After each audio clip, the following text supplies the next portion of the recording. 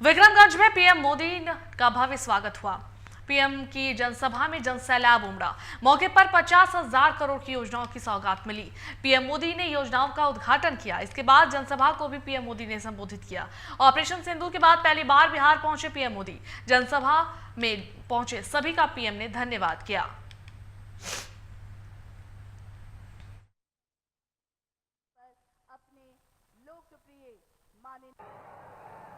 इस पवित्र भूमि पर बिहार के विकास को नई गति देने का सौभाग्य मिला है। यहां करीब 50,000 करोड़ रुपए से ज्यादा की परियोजनाओं का लोकार्पण और शिलान्यास हुआ है। आप सब बड़ी संख्या में हमें आशीर्वाद देने आए हैं। आपका ये स्नेह, बिहार का ये प्यार, मैं इसे हमेशा सर आंखों पर रखता हूं। बिहार में इतनी बड़ी तादाद में माताओं बहनों का आना, ये अपने आप में बिहार के मेरे इतने कार्यक्रमों की ये सबसे बड़ी शानदार घटना है। मैं माताओं बहनों को विशेष प्रणाम करता हूं। मैं आप सभी जनता जनार्दन का हृदय से आभार व्यक्त करता हूं। सासाराम की इस धरती के तो नाम में भी राम है। सासाराम, सासाराम के लोग जानते हैं भगवान राम और उनके कुल की रीति क्या थी। प्राण जाए पर वचन न जाई। और मैंने बिहार की धरती से देश को वादा किया था, वचन दिया था, बिहार की धरती पर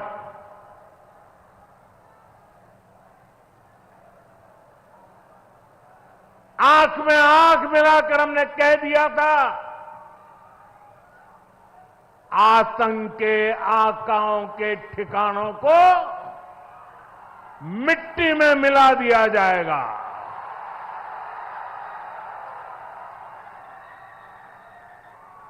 बिहार की धरती पर मैंने कहा था,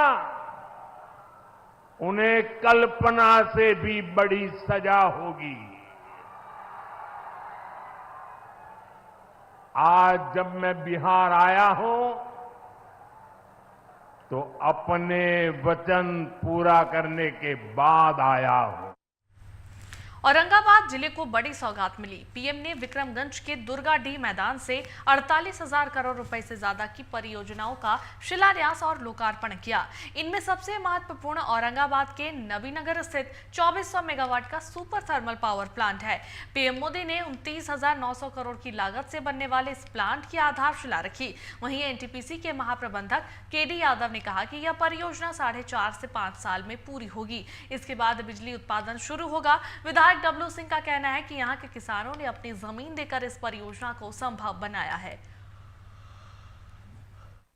बिहार के मुख्यमंत्री हम लोग बात को सीरियसली नहीं लेते हैं और वो कभी भी डिरेल हो सकता है।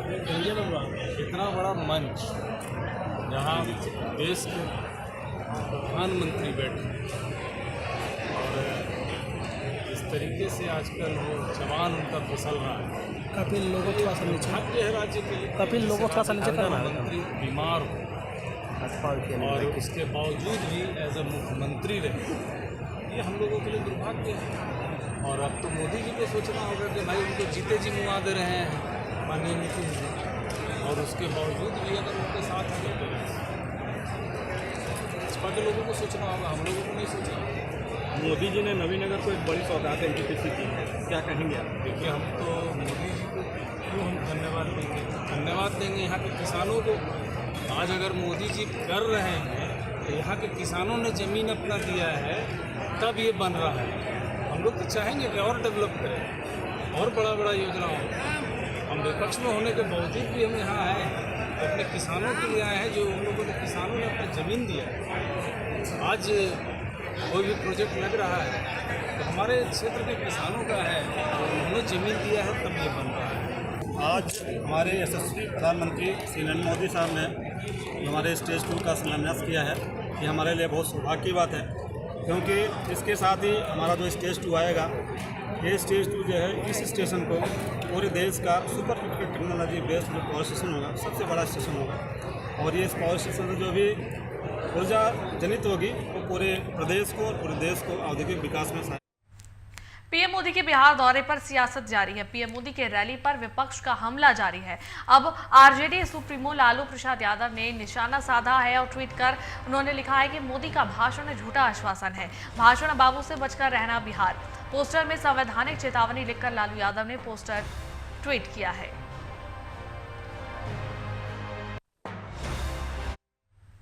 प्रधानमंत्री नरेंद्र मोदी के बिहार दौरे को लेकर बयानबाजी जारी है। वहीं नेता प्रतिपक्ष तेजस्वी यादव ने पीएम के दौरे को लेकर सोशल मीडिया एक्स पर पोस्ट कर कहा कि पीएम बिहार की समस्याओं पर चुप क्यों रहे। सवाल करते हुए कहा कि बिहार की कई मुद्दों पर पीएम का मुंह खुला ही नहीं। तेजस्वी के ट्वीट पर बीजेपी प्रवक्ता ने अपनी प्रतिक्रियाएं दी है। नहीं जानता है कि राजद के सर्वोसर्वा श्रीमान लालू प्रसाद जी भ्रष्टाचार के मामले में सजा याफ्ता है। विकास से राजद का कोई लेना देना नहीं रहा और राजद ने बिहार को विनाश तथा बदहाली के कगार पर पहुंचा दिया था। राजद और विकास में 36 कहां करा रहा है। आज देश के यशस्वी प्रधानमंत्री श्री नरेंद्र मोदी जी की अगुवाई वाली डबल इंजन की सरकार में बिहार में चतुर्दिक विकास हो रहा है, तो राजद के छाती पर सांप लौट रहा है। यह विकास राजद को फूटी आंखों नहीं सुहा रहा है और यही कारण है कि वह राज्य में विकास की लहर को नहीं देख पा रहा है। बिहार का कोई क्षेत्र विकास से छूता नहीं है। जब चुनाव आया है तब तेजस्वी जी की अपनी जमीन की शक्ति देखकर प्रधानमंत्री जी का सिर्फ विरोध के लिए विरोध कर रहे हैं। यह नकारात्मक राजनीति तेजस्वी जी को छोड़ना चाहिए और सकारात्मक भाव से राजनीति करना चाहिए, लेकिन यह उनसे संभव नहीं, क्योंकि विकास तो उनकी कुंडली। बिहार में पीएम मोदी के दौरे को लेकर बवाल जारी है। एक तरफ विपक्ष पीएम मोदी के बिहार दौरे को फुस बता रहा है, तो दूसरी तरफ सत्ता पक्ष इस दौरे से पूरी तरह से उत्साहित नजर आ रही है और लगातार एक दूसरे पर हमले का दौर जारी है। कांग्रेस और राजद ने मिलकर बिहार को लूटा, बिहार पर जंगल राज थोपा। उनके शासन में बिहार विकास से कोसों दूर था। गरीबों का भी पलायन बिहार से हो रहा था। पलायन को गरीब मजबूर हो रहे थे। आज एनडीए के शासनकाल में बिहार में सुरक्षा, विकास और समृद्धि है। महिलाएं सुरक्षित हैं। बुनियादी ढांचा विकसित राज्यों जैसा हो चुका है। विपक्ष के नेताओं को फ्रस्ट्रेट नहीं होना है, फ्रस्ट्रेशन में नहीं होना है, आना है। देश विजयी हो रहा है और केंद्र बिहार पर मेहरबान हो रहा है। यहाँ विकास की नई गाथा लिखी जा रही है। उन पीड़ितों के परिवार से मिलेंगे, वो उस स्थान पर जाएंगे जहाँ चूक होने के कारण 26 लोगों की जाने गई, लेकिन वो वहाँ जाने का उनको फुर्सत नहीं मिला। ऑल पार्टी को भी नहीं बुलाया, विशेष सत्र नहीं बुलाया, जबकि विपक्ष इसकी मांग कर रहा था। तो आज उनको बिहार और दूसरे राज्यों में चुनावी सभा करने का मौका मिला, क्योंकि वो जो उनके प्रयास है जो भारत और पाकिस्तान के बीच में संघर्ष हुआ, उसका कैसे चुनावी लाभ उठाया जाए। प्रधानमंत्री जी बिहार आकर के बिहार के बारे में कुछ बोल ही नहीं पा रहे हैं कि बिहार क्यों पिछड़ा है, बिहार क्यों पलायन हो रहा है, बिहार में क्यों बेरोजगारी है, गरीबी है, क्यों भ्रष्टाचार है, क्यों अपराध है, इस सब पर नहीं बोल रहे। तो सिंदूर के नाम पर सियासत करके सत्ता पाना चाहते हैं, ये संभव नहीं है। बिहार की जनता ने सब देख लिया है। ये जो पब्लिक है ये सब जानती है। फिल्मी डायलॉग से देश और राज्य नहीं चलता है, करके दिखाना पड़ता है। सीज फायर अमेरिकी राष्ट्रपति ने कहा कि हमारी मध्यस्थता में हुआ, इस पर आदरणीय प्रधानमंत्री जी चुप क्यों हैं? ये भारतीय सेना के शौर्य पराक्रम वीरता को पूरा देश सैल्यूट कर रहा है। ये भारतीय सेना की देन है कि भारत न कभी झुका है न कभी झुकेगा। इसमें बिहार के सीएम नीतीश सरकार ने उच्च जाति के विकास के लिए आयोग का गठन किया है, जिसमें बीजेपी नेता और पूर्व मंत्री महाचंद्र प्रसाद सिंह को उच्च जातियों के विकास के लिए गठित राज्य आयोग का अध्यक्ष बनाया गया है। इस आयोग में उपाध्यक्ष और 3 सदस्य होंगे। सामान्य प्रशासन विभाग की तरफ से अधिसूचना जारी कर दी गई है। उच्च जाति आयोग के अध्यक्ष, उपाध्यक्ष और सदस्यों का कार्यकाल 3 वर्षों का होगा।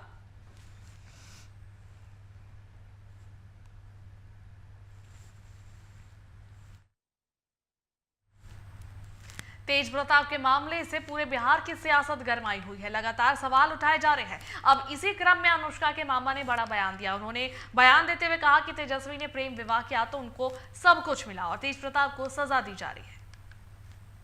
यादव जी को इस पर गंभीरता से सोचना चाहिए था। विचार करते, तेज प्रताप जी से बैठकर बात करते, अनुष्का यादव के परिवार से बात करते, हम लोग को भी बुलाते और इसमें जो सही बात होता गंभीरता से इस पर विचार करने की जरूरत था। यदि इससे पहले भी तेजस्वी यादव प्रतिपक्ष नेता हैं, पार्टी के नेता हैं, उनका भी प्रसंग प्रेम प्रसंग ही था जो बाद में शादी में परिवर्तित हुआ, तो उसको एक तरफ लालू यादव जी ने उनको सत्ता दे रखा, प्रतिपक्ष का नेता, पार्टी का कमान दे रखा, और दूसरा पुत्र यदि तेज प्रताप जी का मामला आया तो इनको घर से निकाल दिए। सदर प्रखंड के हरिकृष्णपुर मध्य विद्यालय में शुक्रवार को एमडीएम में मरी हुई छिपकली मिली। एमडीएम खाने के बाद बच्चों की तबीयत बिगड़ने लगी। ग्रामीणों के सहयोग से बच्चों को सदर अस्पताल समेत अन्य अस्पतालों में पहुंचाया गया, जहां बच्चों की हालत नियंत्रण में है। घटना के बाद उक्त स्कूल के शिक्षकों के प्रति ग्रामीणों में आक्रोश दिखा और घोर लापरवाही बताई गई।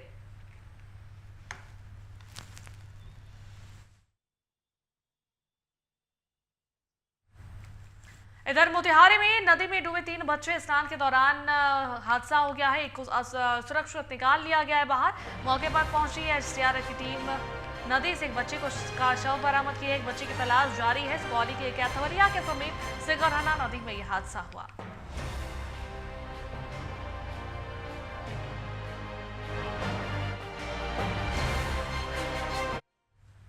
बांका जिले के अमरपुर थाना क्षेत्र के गंगापुर गड़ेल गांव में गुरुवार को नहाने के दौरान तालाब में डूबने से 3 बच्चों की दर्दनाक मौत हो गई।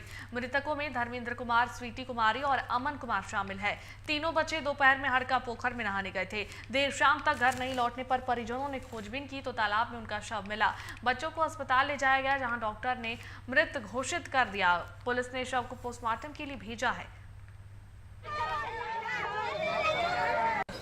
कैसे हुआ घटना? बच्चा लोग है, 3 लोग मिलकर चला गया खेलने के लिए। उसके साथ किसी को और को बकरी होगा, यही खेलने के दरमियान में तीनों पोखर में चला गया। पोखर में जाने क्रम में बच्चा नहाने लगा, नहाने के क्रम में डूब गया। बच्चे आए हैं, 3 बच्चे, धर्मेंद्र कुमार, तुलसी कुमारी, अमन कुमार, जो गंगापुर गढ़ेल के रहने वाले हैं। उनको जांच के दौरान उनको मैंने मृत घोषित किया। बिहार के कैमूर में अज्ञात वाहन की टक्कर से बाइक सवार 2 युवकों की मौत हो गई। घटना दुर्गावती थाना के पीपरिया गांव के समीप की है। मृतक की पहचान कलवरिया गांव निवासी 24 वर्षीय आनंद कुमार और सावट गांव निवासी गोरख कुमार के रूप में हुई। परिजनों ने बताया कि आनंद अपने दोस्त गोरख के साथ मोहनिया कुछ निजी काम से गया था। लौटने के क्रम में यह हादसा हुआ। प्रत्यक्षदर्शियों का कहना है कि दोनों ने हेलमेट नहीं पहनी थी, वरना जान बच भी सकती थी। घटना के बाद वाहन चालक मौके से फरार हो गया। वहीं आनंद और गोरख को मोहनिया अनुमंडल अस्पताल लाया गया, जहां डॉक्टरों ने उन्हें मृत घोषित कर दिया। एक कलवरिया के एक सावट, तो सावट वाला का नाम है ये गोरख कुमार, पिता सदंदर, और आनंद कुमार पिता जगनारायण सिंह, ये कलवरिया के। दोनों अज्ञात कोई वाहन के द्वारा एक्सीडेंट हुआ, उसको वहाँ से तत्काल सदर ये अनुमंडल अस्पताल मोहनिया लाया गया। यहाँ अभी यहाँ सारा प्रक्रिया हम लोग परीक्षण रिपोर्ट तैयार करके इसको पोस्टमार्टम के लिए बिहार के मधेपुरा में एक बार फिर मिनी गन फैक्ट्री का पुलिस ने खुलासा किया, जहां भारी मात्रा में आधुनिक अर्धनिर्मित हथियार और जिंदा कारतूस और हथियार बनाने वाला उपकरण सहित 2 लाख नकदी के साथ एक महिला को गिरफ्तार किया गया है। गिरफ्तार महिला के पति मनोज यादव सहित अन्य फरार है। वहीं पुलिस फरार अभियुक्तों की तलाश में जुटी हुई है। बता दें कि आनंदपुरा गाँव के वार्ड संख्या 7 निवासी मनोज यादव के घर वर्षों से मिनी गन फैक्ट्री चल रहा था। इतना ही नहीं, यहाँ से कोसी और सीमांचल से सटे कई जिले में आधुनिक हथियार सप्लाई की जाती थी। अंतर्गत कल दिनांक 29/5/25 को गुप्त सूचना प्राप्त हुई कि आनंदपुरा गांव के अंतर्गत एक मनोज यादव के घर में अवैध आग्नेयास्त्र का निर्माण एवं क्रय विक्रय इत्यादि किया जा रहा है। गुप्त सूचना का सत्यापन करते हुए पुलिस अधीक्षक महोदय के निर्देशानुसार एक टीम का गठन किया गया, जिसमें उदयकिशनगंज एवं बिहारीगंज के थानाध्यक्ष सहित अन्य कई पदाधिकारी एवं थाना कर्मी थे। घेराबंदी करके छापामारी किया गया। छापामारी करने के क्रम में कई अवैध आग्नेयास्त्र सहित अन्य उपकरण एवं आग्नेयास्त्र बनाने के शस्त्र अस्त्र औजार इत्यादि बरामद हुए हैं। साथ में महिला संबंधित को गिरफ्तार। मुजफ्फरपुर के देवरिया थाना क्षेत्र में वीआईपी के प्रदेश प्रवक्ता राजेश कुमार साहनी पर अज्ञात लोगों ने रात में हमला बोल दिया, जिसे लेकर उन्होंने थाने में आवेदन दिया है। यह घटना 28 मई की देर रात की बताई जा रही है, जहां राजेश साहनी अपनी कार से विधानसभा भ्रमण कर रहे थे। इसी दौरान चक देवरिया के बांध क्रॉस करने के दौरान पहले से घात लगाए कुछ लोगों ने उनकी गाड़ी पर ईंट पत्थर से हमला कर दिया। इसे लेकर अज्ञात बदमाशों के खिलाफ आवेदन दिया गया।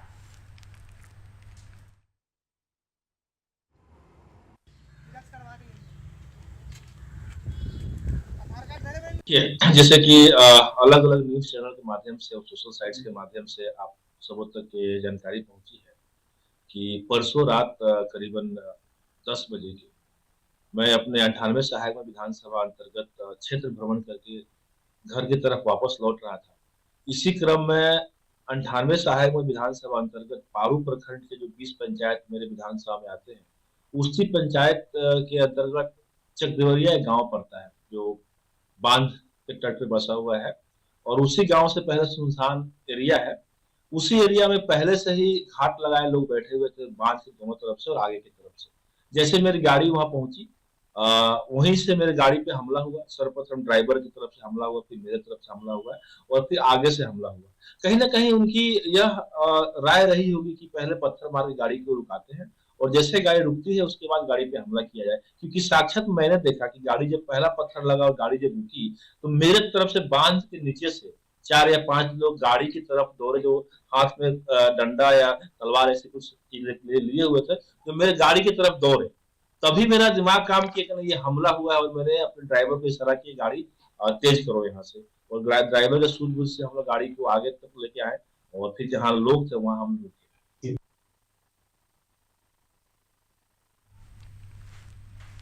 कांग्रेस में मिलन समारोह के दौरान लोकप्रिय समता पार्टी के कार्यकारी अध्यक्ष धीरेन्द्र शर्मा के सैकड़ों समर्थकों के साथ कांग्रेस की सदस्यता ली।